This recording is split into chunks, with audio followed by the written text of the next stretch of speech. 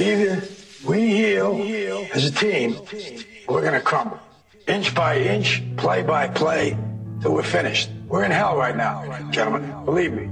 And we can stay here, get the shit kicked out of us, or we can fight our way back into the light. We can climb out of hell.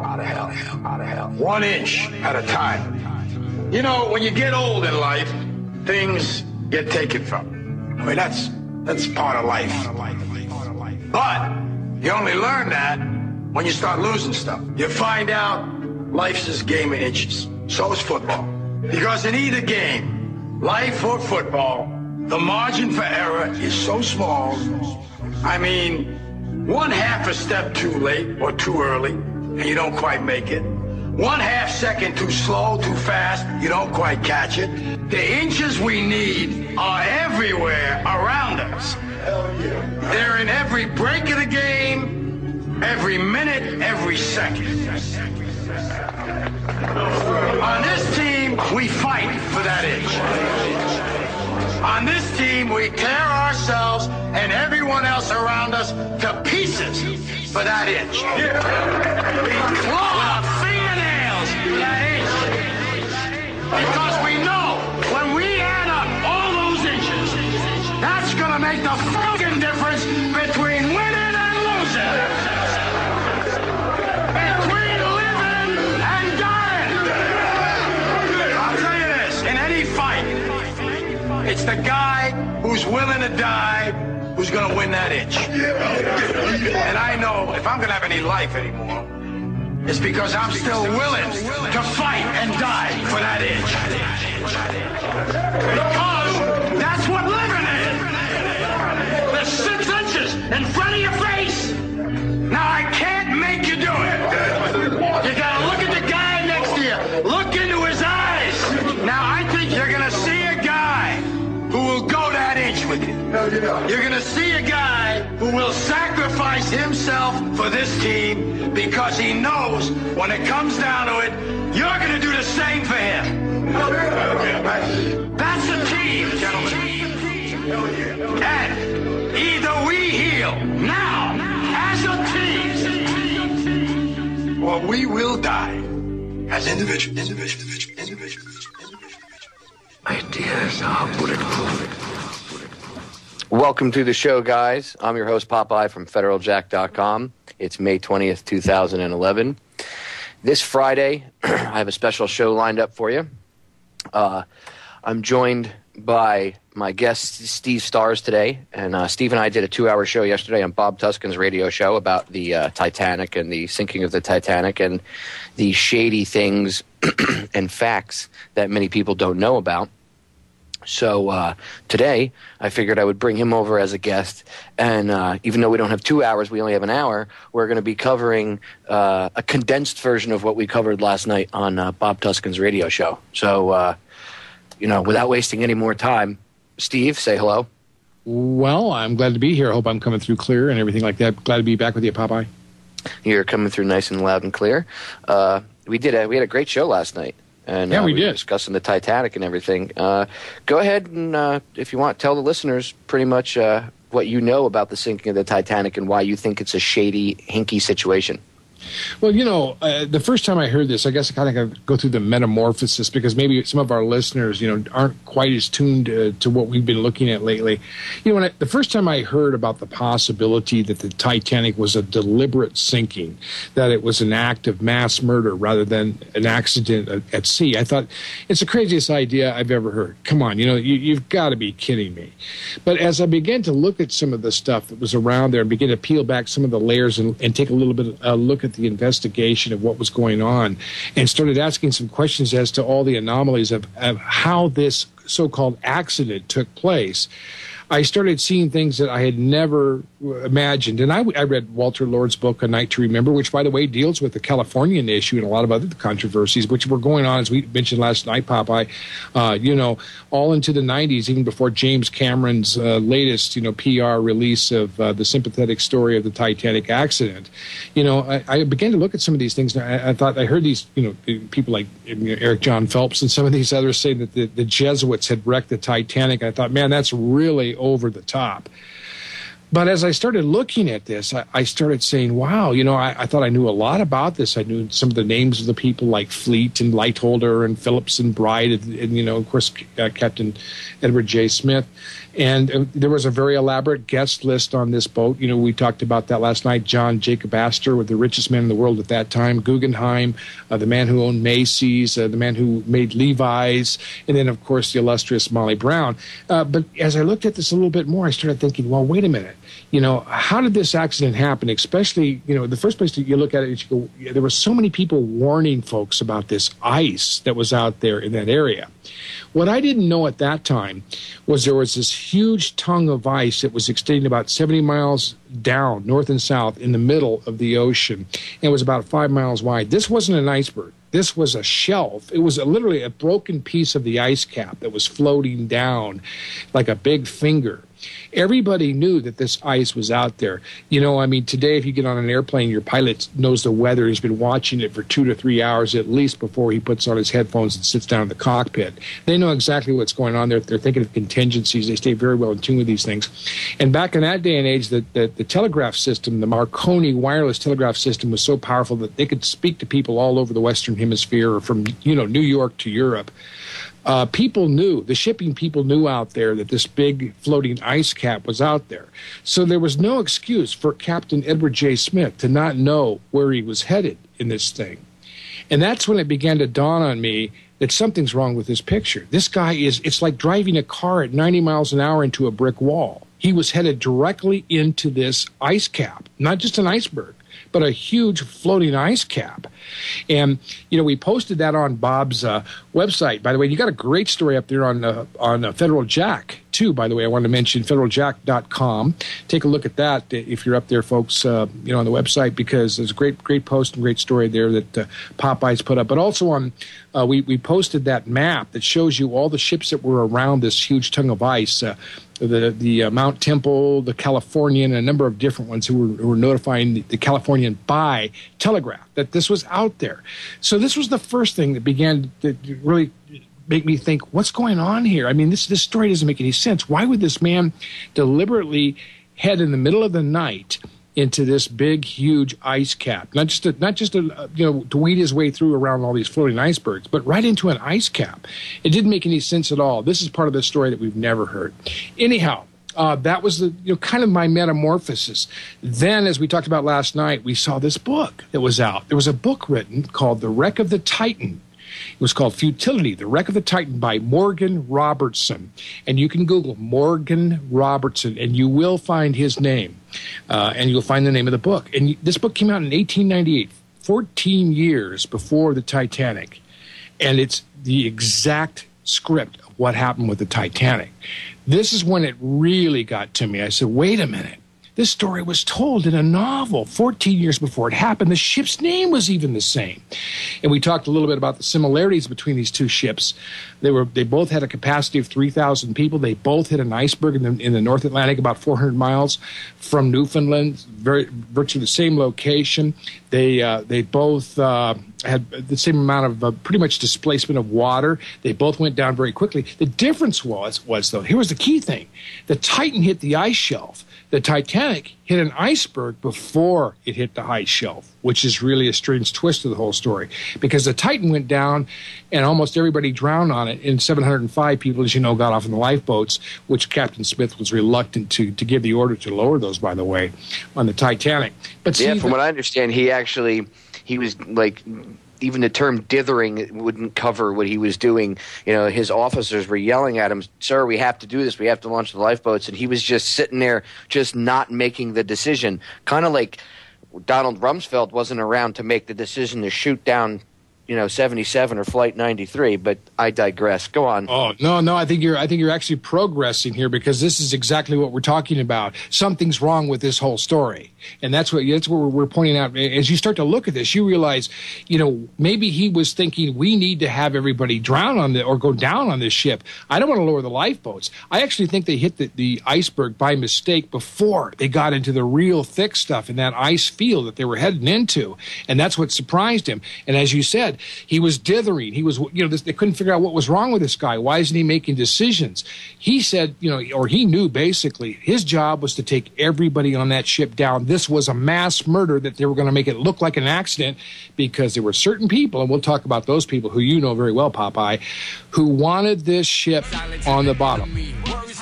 Yeah, man, without a doubt they wanted it on the bottom. All right, guys, we're going to break. We'll be back in a few minutes. Stay tuned. You don't want to miss the rest of this interview about the Titanic with Steve Stars. You're listening to Down the Rabbit Hole on the Orion Talk Radio Network, Micro 1650 AM. We will not rest, and we know what you did that day. Kill your own citizens to advance your ways. All my real patriots stand up and say 9/11 was an inside job. They lie, they scam, they cheat and steal. They plot, they fund, they act, it's real. They watch, they hunt, they punish and kill.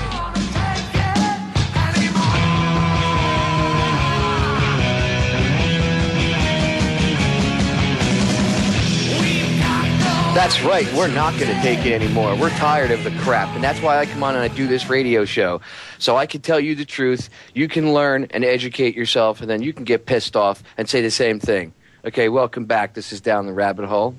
I'm, of course, your host, Popeye, from FederalJack.com. And today I'm joined by Steve Stars. Before we went to break, we were talking about the Titanic. And we were trying to let you listeners in on an alternative theory of what happened to the Titanic. And yes, I've heard, I always hear, there's not a conspiracy and everything, Popeye, come on. Well, if you look at things and take a step back, maybe more than one step, maybe 15 steps back, and you look at it from a little bit further away, you'll see the bigger picture. Mm-hmm. And you'll understand that yeah, you could say that each one of these little things is a conspiracy because by a technicality, if two or more people are getting together to do something bad, that's a conspiracy. So yeah, I guess by a technicality you could call them little conspiracies. But if you view things as a grander picture and understand that there's a larger agenda and that some of these smaller events that happen are little like a speed bump that they come across in their agenda, and they have to tackle that. So if you understand it from that viewpoint, it makes it a little bit easier to understand how this is all connected. Anyway, we were talking about the Titanic, and Steve was telling everybody about the stunning similarities between a story that was written, I think, what would you say, Steve, was like 14 or 18 years before the sinking? It was 14 years ago, 1898. The story was called Futility, the Wreck of the Titan. And the ship is the Titan that goes down almost identically to the Titanic. 14 years earlier, the name was Morgan Robertson, the man that wrote it. You can Google that and find the story right online. And last night we were discussing how it's just like 9/11 with the Lone Gunman series, where their pilot episode was the plane getting hijacked and remotely flown into the Twin Towers to start a war. And it was done by a shadow government, a rogue element within the government. They were going to blame it on terrorists. And Dean Haglund, one of the actors, he's the blonde guy with the glasses. I forget his character's name, but he was interviewed by a host on Oracle back in the day, and this guy said basically that the CIA handed Chris Carter the script for that whole episode. So, I mean, it's just if the Titanic sinking, with all the evidence that points to it, and we'll get into more of it, but with all the evidence that points to it, if it wasn't, if the Titanic and 9/11 weren't kind of from the same scripted book, it would be a miracle, because they have very similar outcomes. And of course, the Titanic incident wasn't set up for the war on terror or anything like that, but there were three very rich individuals on the Titanic. And from the research, it shows that the Titanic was actually built, and from its inception, that ship was meant to be sunk with those three men on it, because they needed a way to kill these three guys, because they were blocking the formation of the Federal Reserve. And that's Guggenheim, Isidor Straus, and John Jacob Astor. And you'll see that all three of them died on board the ship. And what better of a way to kill them than a quote-unquote disaster, Yeah. Yeah, last night we mentioned this, that kind of in the old days of Herod the Great, the biblical evil king of the, Judean period, the first century, he was this kind of guy who would, have a birthday party and invite all of his so-called friends, or most of the time there were people he wanted to get rid of. And he would bring them to a big banquet, and then while they're eating and getting drunk, he would bar the doors and a fire would suddenly start and everybody would be killed and it was an accident. This is the kind of guy Herod the Great was. This is an old tactic. It goes back before Machiavelli. What we're talking about here was J.P. Morgan was the owner, as you pointed out last night, Popeye. He owned the White Star Line. He also owned the company, the International Merchant Marine organization that had the Californian. So he had a whole lot of interest in these shipping lines that were going back and forth. He owned the company that built the Titanic. And he was the one that orchestrated the construction of these three ships, all of which were death traps, by the way, the Titanic, the Britannic, and the Olympic. And he was the one who invited all these people, and actually gave them free tickets. When I mean some of these very wealthy people like John Jacob Astor and Guggenheim and some of the others. Yeah, and he personally invited them. Yeah. Talk about having your hands on the smoking gun. Yeah, right. And then all of a sudden he had a Lucky Larry Silverstein kind of moment, didn't he? At the last minute, he was not available to me. He was called away, and he couldn't be on the ship and ride in his own special first class, suite that he had built for himself. And then he went back, apparently, and very conveniently put a big insurance policy on this whole thing that had a huge payoff. So, the whole thing stinks of corruption, and it should have been actually brought to people's attention a long, long time ago. But this is one of the problems we have in the United States of America is we have a very short memory and a very low, very low ability to discern what's happening, at least until years and years and years later. We're still trying to get over the Kennedy assassination as of just recently. But, going back to that, you see that the event, the 9/11 event of the very part of the early 20th century was the Titanic. It had to get rid of these main people in order for the Federal Reserve System to be set up, for the IRS to come in, the formulation of the Council of National, or the Council for Foreign Relations, which was developed about that time, didn't become official until 1921, and World War I started in just 2 years later. I am convinced after looking at all of this that this was a death trap. This was a plan. We have the script. The book was written 14 years earlier. There is the coincidences, like we said, are beyond the astronomical odds of chance here. That book was actually probably something that J.P. Morgan got and said, I think this is what we need to do to get rid of all these people. That's my take on it. And look at how it changed things. Bob asked a good question on the show last night, Popeye. He said, why would they, what was the impetus behind all of this? What was the situation? Well, remember, the Rothschild Bank merged with the Vatican in 1822.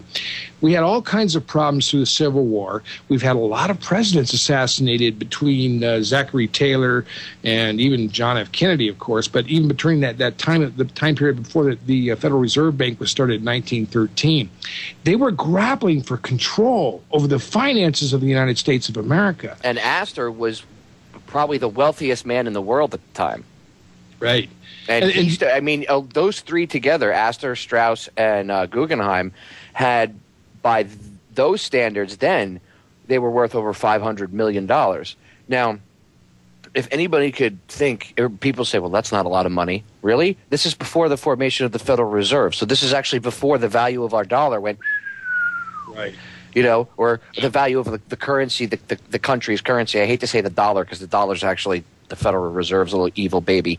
But a $500 million was the equivalent of like $14 or $15 billion in today's standards. So these guys would have, and yes, Astor is connected, like I said last night, blood lineage to all these black nobility families, but they eat their own.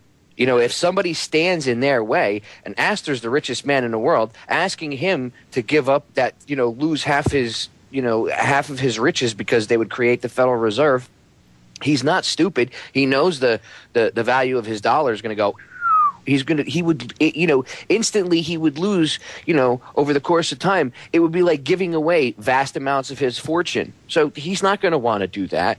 Guggenheim's not going to want to do that. Isidor Straus was, him and his brother owned Macy's department store. Yeah. They're super, super rich. So that was one of the biggest problems. These guys were a huge roadblock in the formation of the Federal Reserve. So they had to go.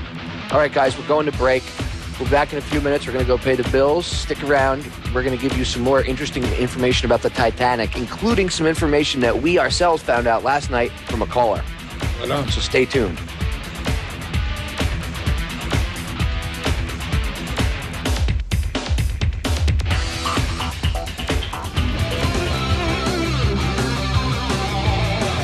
Welcome back, guys. This is Down the Rabbit Hole. I'm your host, Popeye from FederalJack.com. It's Friday, May 20th, 2011.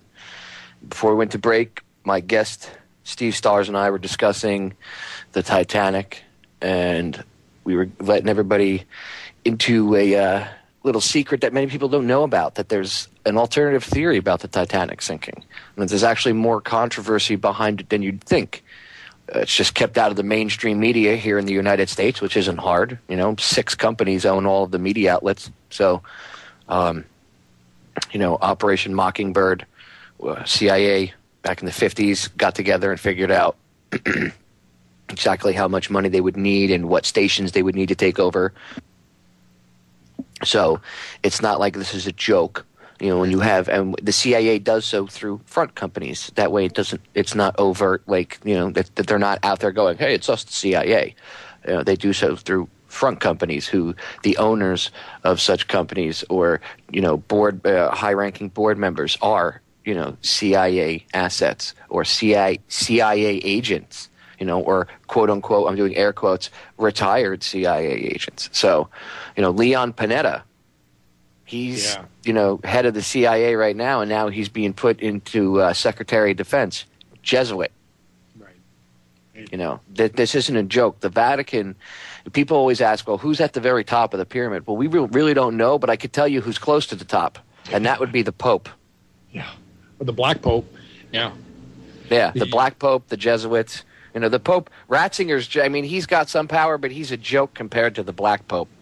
And the Black Pope, for people that don't know, they call him either the Black Pope or he's really the general of the Jesuit army, basically. And the Jesuits are like the military wing of the Vatican. So, right. If we want to, we want freedom, we want people in this world. The only way we're going to be able to explore outer space and inner space and the ocean and everything else and be one free humanity is the first thing we need to do is go raid the Vatican. You want to invade a country and bomb the crap out of a country? Let's invade the Vatican. They are technically a country. They are their own country. So why not invade them? They're the ones that have all these secrets dating back 5,000 years. Yeah. We talked a little bit about the connections between the Titanic and the whole situation with Captain Edward J. Smith and his vow, his anything that he would have taken, any vow that he could have been involved with. Yes, the Jesuit oath. I suggest any of the listeners go look up the Jesuit oath. It is very telling.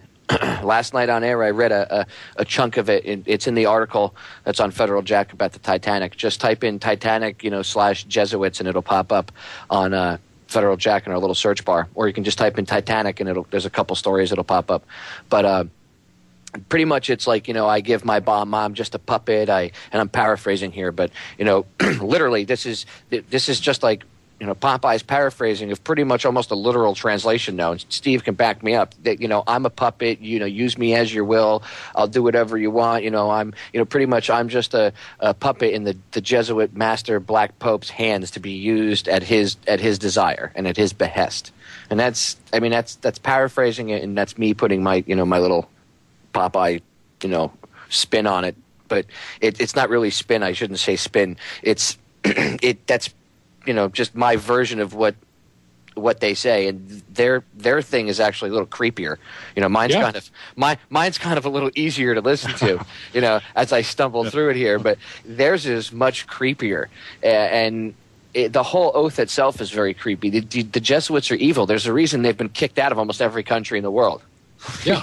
Go look it up. I'm not kidding, right, Steve? I'm not That's kidding, right. right? Well, yeah, the 77 countries at least, they were banned even by the Pope. Clement XIV banned them. And that's when, Adam Weishaupt, who was a Jesuit law professor, formulated the Illuminati right after that period of time. There was some discussion. May 1st, 1776. That's right. That May 1st day, there it comes up again. Isn't that odd? The day we got bin Laden. And this whole period, by the way, listeners, this whole period from like the end of March until about like May 5th is just full of satanic holidays and rituals they do. It's like this period where, the end of March, you got like Minerva's birthday. So they're killing people left and right. They have like their little 4-day ritual. And then you got April 15th, tax day, the sinking of the Titanic. Then you got Hitler's birthday, Waco, the Oklahoma City bombing. I mean, all this stuff happens in these same time periods. It's not a coincidence. One coincidence. First of all, I don't believe in coincidence, but one coincidence, maybe. But when you have 3 or 4 or 5 all in a row, that's not coincidence. Yeah, they're very much involved in this, in a geometric pattern with everything. And we could go on and on and on about that. But, what we look at so many times is just the basic forensics of these things and see that they don't add up. I mean, when you look at World Trade Center 7, and you have to convince your lying eyes that what you're seeing is not a controlled demolition. It's amazing. How many times have you heard someone say that's not a controlled demolition? And I'm like, dude, you see the penthouse on the top? That whole thing drops down, then the building goes. Yeah, That's a controlled demo. They took out the center pillars because the penthouse rested on the core columns of Building 7. And you see the whole penthouse drop down through the roof, and then all of a sudden the rest of the building comes down in like 8 seconds. But no, that's not controlled demolition. That's because fires from a plane that didn't even hit it and jet fuel that was nowhere near the building. Right. So jet fuel brought down the Twin Towers. But let me tell you something. Bin Laden's good. Yeah, he is. For a dude on dialysis in a cave with a laptop, let me tell you something. You hit 75% of your targets with military accuracy. We can't even do that in the United States military, and we have laser-guided bombs. Yeah. And you're going to tell me that some schmuck in a cave could do it? I just don't buy it. Like I said about the whole Bin Laden thing, I don't want to get off on too much of a tangent on this, but when they came out and they changed the story 18 times, but the first story was that he had a firefight. I made a comment on air. I think it was on Bob's show. I said, "What was a John Woo style firefight? Was he jumping over? He was leaping over his dialysis machine, firing 2 guns, double fisted sideways in slow motion. Come on, it's just such bull crap." So you they lie, they fake stuff. Anyway, getting back to the Titanic. Steve also brought up a really, really good point last night, in talking about the Jesuits, the fact that his name was Francis. What was his last name? It was Francis Brown. There was a Jesuit priest that was one of the last people to visit the ship, and he was a photographer. There's actually a picture. You can see it in the movie Titanic. Look at that all over the internet. Captain Smith is looking down from the bridge. It's a very famous picture. Yeah, it is a very famous picture. That was the last picture taken of him. He photographed a lot of the people on the Titanic, oddly enough. But now he was supposed to have gone the whole way as a photographer, but he was told to get off at Belfast. And of course, we don't really know what happened, but I would suspect, as we did last night, and you mentioned the thing about the safes, that they probably cleaned out all the purser's safes, took all the gold, the silver, anything they needed, because those folks aren't going to need it. They're going to be at the bottom here in the next couple of days. Yeah, and they also changed out members of the crew. Yeah. And no binoculars. The only guy that had keys to the big eyes, which in case anybody, as a sailor, in case you don't know what they are, big eyes are binoculars that the lookouts would use that you could see at least 9 miles to the horizon with them. Okay, regular pair of binoculars, you can't do that. These things, you could literally see ships 9-10 miles away. And you'll be able to see the superstructure and everything else. As a sailor myself, I know the big eyes are one of the most important things. On our military ships, we had a pair mounted on each side of the fly bridge, let alone the captain having his own pair on the bridge. Yeah. So, not having a set of big eyes is crazy. And these guys, literally, all their big eyes were locked up in a box, basically. And there was one guy that had a key to it, and he got off. He was one of the crew members that were switched off at the first port call. And, of course, you got these morons, just like you see in the movie. The ship is sinking, and they're, I don't want to I'm totally afraid to break the White Star Line property. Don't damage the White Star Line property. So rather than say, look, I'm the captain, I'll deal with it later, break open the cabinet, we need them, he didn't. And that's suspect in itself. Why did he, as the he has the power to do that. He's the captain. Why do you think it was women and children only when the ship was going down and they realized that a lot of people were going to die? That's why they made the decision of women and children only. People don't realize they're on the sea. When you're on the sea, the captain is he is in charge. He's like God on that ship. So he can hold your life in his hands. So to have somebody controlled by the Jesuits like that, and he's got the power of life or death in his hands right there out to sea, that's it. You're done. Dangerous. Yeah. All right, guys, we're going to break. We'll be back in a few minutes. Stay tuned. From the lies they were feeding me. Then I sobered up and realized they were mistreating me. I stumbled out my bed and tried my best to gain some sense of it. The reasons for the cover-up, the reasons for the censorship. Now I realized that Uncle Sam was not befriending me. He was only using me to be friends with the enemy. A presidential terrorist. Ain't that a contradiction? I guess it goes to show the truth is stranger than fiction. But they don't even show the truth when soldiers are missing. I'm only trying to show the truth. Silence is the enemy. Words have power, but actions speak louder. Pretend to be free till you die a slave. A soldier in the desert searching for a ghost in the cave. For the corporation, I run out of patience. Sick of seeing troops sink to die for your lives. Spending dollars in debt. We holler in protest till we have your arrest. Welcome back, guys. This is the final segment of the Friday, May 20th show, Down the Rabbit Hole. I'm your host, Popeye from FederalJack.com. Today I'm joined by Steve Stars, and during the break, we were able to patch up and talk to one of our very good friends, Bob Tuskin, who's now joining us via cell phone from an undisclosed location. Bob, how are you doing tonight? I'm doing great. I had to get out and about and in the field after the show tonight that we did. And last night we did a great show with both of you on the Bob Tuskin Show. And we talked about the Titanic, and we had a caller that brought something to our attention, and we were shocked. We had looked into many different aspects of this that you've discussed on the show tonight and we discussed on the program last night, but we had never considered whether or not the ship was... Yeah, rigged with explosives, and that's exactly what the caller said, which blew my mind. I know it blew Bob's mind, and I know Steve was even like, "What?" We were very surprised that we had never heard of this, and apparently the Swiss went down and did an expedition a couple years ago, and one of their submersibles, they found out that a 60-foot section, and I believe it was 98 feet or 90 feet across, which was the beam of the ship, and the beam is from one side to the other. That's the width of the ship. Was blown out and missing. The whole keel was gone. Wow. For people that aren't sailors, a keel is a ship's backbone. Okay, all ships have a backbone that run along under the center of them, down at the bottom. That's the keel. That's what allows the ship not to snap in half. That's what gives it its strength when it's going through the sea and up and over waves. Otherwise, if they didn't have that, the ship would just break in half every time it went over a wave. So for the ship to snap in half and the keel to snap the way it did, they said, oh, it's all because of all this weight and everything else. But the ship wasn't actually as heavy as they try to make it sound that it would snap like that. Like if the stern, when it was sticking up out of the water, if it was filled with water, then maybe I could understand there being a big weight difference in it snapping. But the caller last night blew our minds, and he told us that the Swiss found this huge chunk that had been literally blown out of the keel, and apparently it was right in the stern section, and they had literally blown this whole chunk out. Now, a lot of people, we were trying to speculate last night, well, how could they have done that?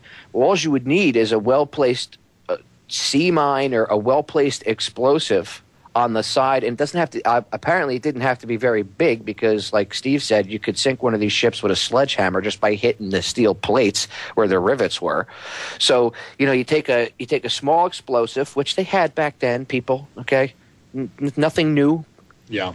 You take a small explosive, put it in the boiler room, set it to detonate. That seawater comes rushing in and hits those steam boilers. That's a huge explosion, massive. It would kill pretty much all the engineers down there, and it would blow a hole right in the bottom of the ship and take out the whole propulsion system. It would strike a death blow to the ship in one fell swoop. Then they wouldn't. You want to talk about not being able to steer? You wouldn't have any forward momentum to help. Wouldn't even if you had a big enough rudder, it wouldn't matter.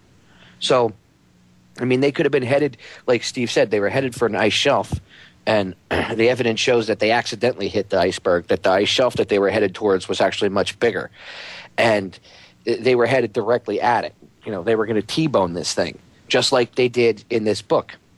Yep. That's exactly it. And that's what got me, Popeye and Bob. When I looked at that, I said, my gosh, because, see, I'd already come up with a theory. I'd already said, I think he was actually headed to this ice shelf. And, on bobtuscan.com, on your website there, Bob, and, of course, we can put it on your site, too, with the story that you have, federaljack.com, Popeye. There's actually a map there where you can see this ice flow where it is. You can see where the various ships, the Temple Mount, or the Mount Temple, the Titanic, the Californian. There's a ship called I believe it's the there's a couple others in the area anyway. I can't remember all, but you can see where these ships were, and you can see this thing. And this is what was really getting me. This is what really put me over the edge on this, was because when I saw this book, The Wreck of the Titan, where they hit the ice shelf, I thought, this is what I've been thinking all along. They hit that iceberg before they actually hit the ice shelf that they were headed for. That's why the Captain Smith, even in the movie, comes up and be dithered around, and he's down there meditating in his captain quarters or something. And he realizes, wow, we've hit something already. We're not expected to hit. He's knowing that they're supposed to hit this ice shelf in an hour or two from now. When everybody's drunk, at 1 o'clock or in the morning, but it's 11:40, they've already hit something, and now there's a real problem because now the Californians really close by. They're watching all this, and they can respond, and they're not. He's got his first officer saying, let's lower the lifeboats. Let's lower the lifeboats. Hello. Let's lower the lifeboats. And this isn't happening. So the whole thing was a messed up situation. So it's very possible that they may have had it double wired. They may have had explosives in the keel, because this was the plan anyway. They're going to take the ship down. Nobody's going to find it at the bottom of the ocean anytime soon. How it gets down there, it doesn't matter to them. They want everybody dead. That's the plan. This is a death trap. It's designed to be a death trap. And did they blow it up? Possibly explosives? Do we find large pieces of this keel? And I think if we do, we ought to go back down. Somebody ought to go back down and investigate that before that all rusts away. We have the evidence there. Yeah, and the ship it's been almost 100 years. So in case people don't realize, the ship's been underneath the water for literally almost 100 years now. So it's like paper mache. When you even see it in the footage, you'll see the submersibles go by, and as they go by it, they create a wake, and you'll just see pieces of the ship just flake off. Yeah. So we don't have much time left. No, we don't. No. But, it's kind of interesting that where we talked about, how this whole thing resembles 9/11 so much. It's much bigger than most people realize because, as we said before, this was their big moment to converge the United States banking system with this big, ugly Rothschild Vatican cartel that had been running Europe for hundreds of years. And remember, you said last night also how many lawsuits there were. Oh, yeah. You were explaining that the reason they didn't show the fact that a lot of what people a little factoid that people don't know is that another J.P. Morgan owned ship was in the vicinity of the Titanic disaster and never responded to the SOS and everything else. They just kind of hung around, and they were sued for not responding. And apparently the lawsuit was still going on back when James Cameron made the movie The Titanic, and that's why he didn't include it. Steve, you could go into that a little bit more. Go ahead. Yeah, that's exactly what happened. I mean, Cameron left the entire part of the Californian out. There's an older movie called A Night to Remember that was based on Walter Lord's novel, where there's a lot of controversy as to what was going on with the Californian. And this went on in the courts for years.